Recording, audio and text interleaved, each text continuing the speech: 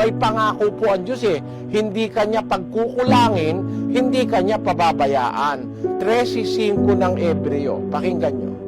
Mangilag kayo sa pag-ibig sa salapi. Mangagkasiya kayo sa inyong tinatangkilik. Sapagkat siya rin ang nagsabi, sa anumang paraan ay hindi kita papagkukulangin. Sa anumang paraan, hindi kita pababayaan. Tanyo, kung naniniwala po tayo sa magagawa ng Diyos, sabi niya, pagka ikaw matapat sa Kanya, hindi ka maibigin sa salapi. Marunong kang masiyahan sa iyong tinatangkilik. Meron kang feeling of gratitude sa Diyos.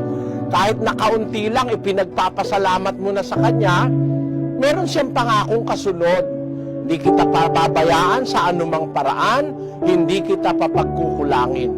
Alam nyo, naranasan po ito ng mga lingkod ng Diyos. Gaya ng haring si David. Sabi niya dun sa kanyang pagtatapat sa Diyos, ay ganito ang sinasabi sa Ako'y naging bata at ngayon matanda. Gayon may hindi ko nakita ang matuwid na pinabayaan. Ni ang kanyang lahiman ay nagpapalimos ng tinapay. Tamo, pagka matuwid ka po sa Diyos, hindi ka pababayaan ng Diyos na magpalimos ka ng tinapay, hindi po mangyayari yon. Karanasan ko po yun, kapatid. Ako po ay galing sa pamilyang mahirap. Mahirap lang po kami sa lahat ng Suryano.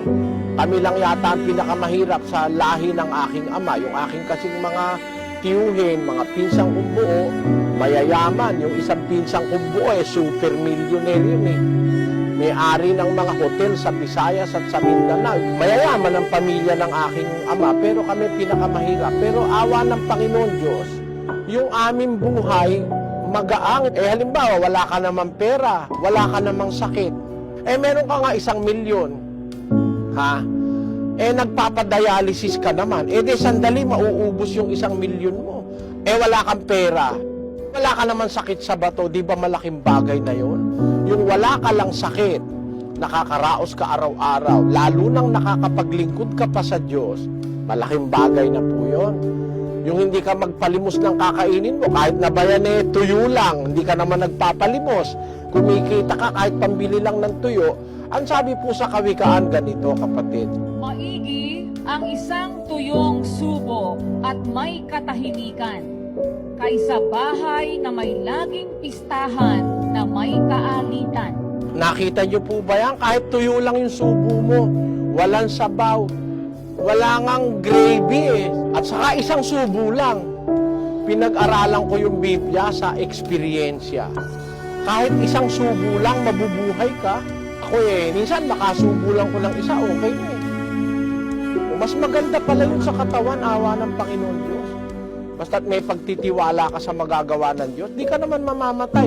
Sinubukan ko, di ako kumain ng 10 araw na buo.